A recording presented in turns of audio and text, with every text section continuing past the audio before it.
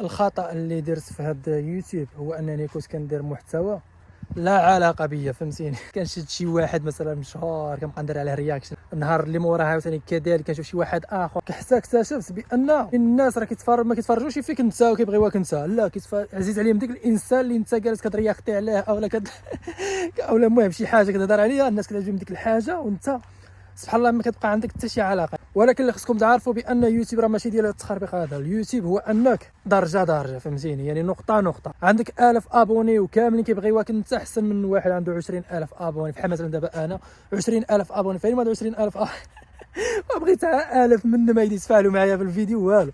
نصيحه لوجه الله لاي واحد، ما ديرش الغلط اللي درت انا. حاول انك تبني قناه ديالك درجه خطوه. حاول انك يعني دير فيديو ماشي بشكل يومي، ولكن المهم كل 3 ايام.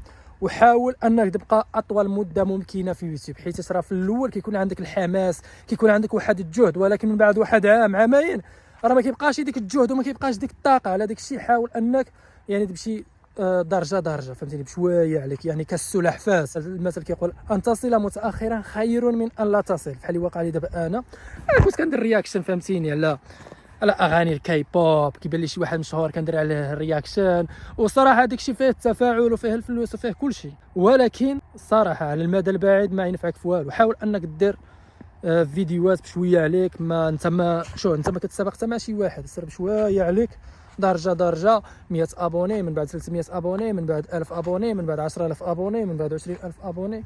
اون فوا توصل 100000 ابوني عرف باللي عندك الناس كيبغيوك، عندك جمهور اللي فريمون كبير. راه 100000 راه ماشي سهله، باش نكون واقع معك. يا 10000 ابوني راه ماشي سهله، ولكن انا قلت لكم شنو نزلوا الفيديوهات يكونوا المهم كيتشافوا كل نهار. بحال مثلا ساعه نزل دابا فيديو، حاول انك ديك الفيديو تخليه يجي، واخا يجيو الناس مثلا في 2070 يتفرجوا فيه عادي، حيت كاينه شي واحد كينزل لك فيديوهات مثلا تفرج فيها اليوم وصافي.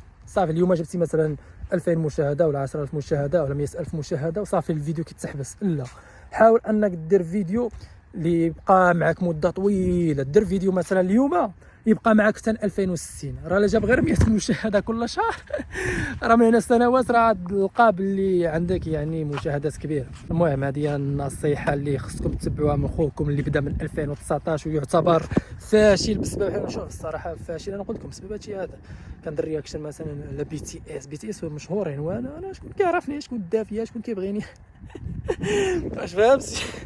يعني الصراحه هي هذه، باش نكون واقعيين. الانسان يحاول انه يمشي درجه ويحاول انه يتقاتل وما يأسش. خصك ضروري الصبر، باش نكون واقعي معكم. يوتيوب كيبغي الصبر وكيبغي الاستمراريه، جوج حوايج، الصبر والاستمراريه، وهذا الشيء هذا خصو يوفقك فيه الله سبحانه وتعالى. المهم ما نطولش عليكم الخوت، شكرا بزاف حتى شفتوا هذا الفيديو هذا. لايك، متابعه، ونتلاقاو في فيديو جاي ان شاء الله باذن الله. لا رجع احسن نقدر نغبر، انا راه كنهضر دابا نزلت فيديو محمس اليوم، فاهم، شميشه وكذا والجو زوين، كنزل الفيديوهات. نقدر دابا عاوتاني هذا هو ما تزيدوش تشوفوني سير شي 5 شهور ولا 6. تصدمت في العام اللي فات 2015 نزل فيها شي 2 فيديوهات 3، لا شي المهم شي فيديوهات، عرفتي فيديو في الشهر. المهم شكرا بزاف اللي شفتوا هذا الفيديو هذا، ونتلاقاو في فيديو جاي ان شاء الله. عرفتي دابا غنسالي الفيديو حتى شي عيان. المهم تهلاو في راسكم، الله يسهل عليكم الامور، وان شاء الله توصلوا للاهداف ديالكم وتحققوا الاهداف كاملين.